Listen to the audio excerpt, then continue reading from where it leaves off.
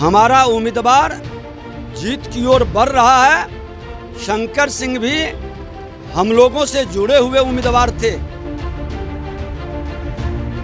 और जेडीयू को किसने हराया ये अब स्पष्ट दिख रहा है कि आखिर उनके उम्मीदवार के साथ भीतरघात हुआ है।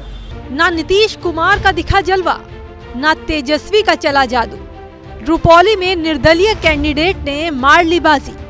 आज 13 जुलाई शनिवार को 7 राज्यों में 13 विधानसभा सीटों पर हुए उपचुनाव के नतीजे घोषित हुए, जिसमें सबसे चौंकाने वाला नतीजा बिहार की रुपौली सीट का रहा, जहां निर्दलीय उम्मीदवार शंकर सिंह ने सत्ताधारी जेडीयू के कलाधर मंडल को 8000 से अधिक वोटों से हराया, जबकि आरजेडी की बीमा भारती यहां तीसरे नंबर पर रही। आरजेडी और जेडीयू की रुपौली में हार के बाद सियासत भी जोरदार हो गई है। उपचुनाव से दूर बीजेपी ने निर्दलीय की जीत पर एक ऐसा बयान दिया जिसने उसकी सहयोगी नीतीश कुमार की पार्टी जेडीयू के ही कान खड़े कर दिए। बीजेपी नेता और सूबे के डिप्टी सीएम विजय सिन्हा ने निर्दलीय शंकर सिंह को भी अपनी पार्टी का ही हिस्सा बताया। सुनिए आरजेडी को घेरते घेरते विजय सिन्हा ने कैसे जेडीयू को भी संदेश दे दिया। भारतीय जनता पार्टी एनडीए गठबंधन जदयू के उम्मीदवार के साथ संघर्ष में है और जनता का जनादेश स्पष्ट राजद के विरुद्ध है। हमारा उम्मीदवार जीत की ओर बढ़ रहा है।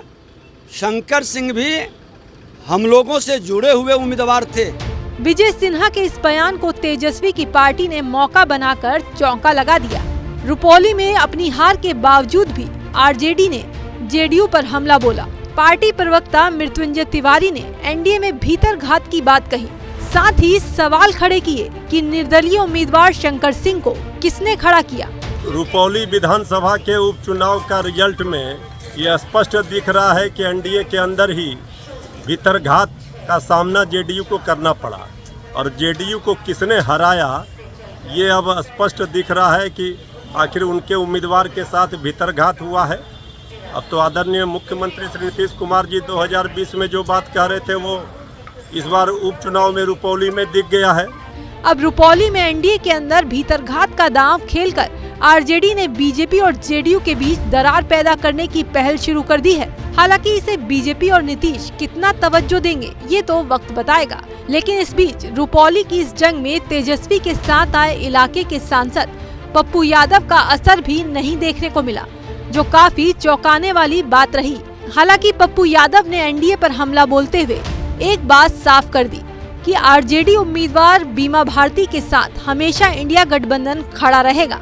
निर्दलीय को 30% माइनॉरिटीज का वोट मिल गया तो इनके वोट कट गए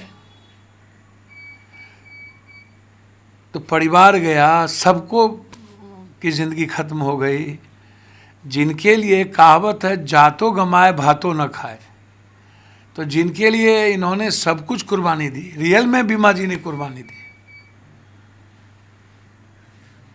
वो जिस परिस्थिति में हैं रहेंगी, मैं साथ हूँ, रहूँगा। मैं आपको वचन देता हूँ। उधर जेडीयू को इस नतीजों में अपनी हार के गम से ज्यादा आरजेडी की हार पर ज्यादा खुशी है, क्योंकि बीमा भारती का जेडीयू को धोखा देकर आरजेडी में जाना अभी तक खल रहा है। उन्होंने जनता दल यू छोड़ करके आरजेडी का दामन थाम लिया और लोकसभा का चुनाव लड़ा और नीतीश कुमार जी के पीठ पे छोरा भोंकने का काम उसने किया, खंजर भोंकने का काम किया, सरकार को गिराने में लग गए थे, सरकार को अपदस्थ करने में लग गए। तो उनको वहाँ की जनता ने पूरी तरह से नकार दिया। लोकसभा के चुनाव में भी वो तीसरे नंबर पर रहे। रुपौली के नतीजों में किसी पार्टी की जीत भले ही ना हुई हो, लेकिन अपनी अपनी हार पर सियासी दलों का अलग ही राग है। अपनी हार से ज्यादा दूसरों की हार की चर्चा ज्यादा है और बीजेपी निर्दलीय उम्मीदवार को अपना बताकर बिहार की सियासत में नई गर्मी लेकर आ गई है। अब बीजेपी का ये सियासी इशारा किसे झटका देगा, ये आने वाले विधानसभा चुनाव में और साफ होता नजर आ सकता है। बहरहाल रुपौली में निर्दलीय उम्मीदवार का जीतना क्या सियासी संदेश लेकर आया है ये हमें कमेंट करके जरूर बताएं और देश दुनिया की तमाम खबरों के लिए देखते रहिए एबीपी लाइव।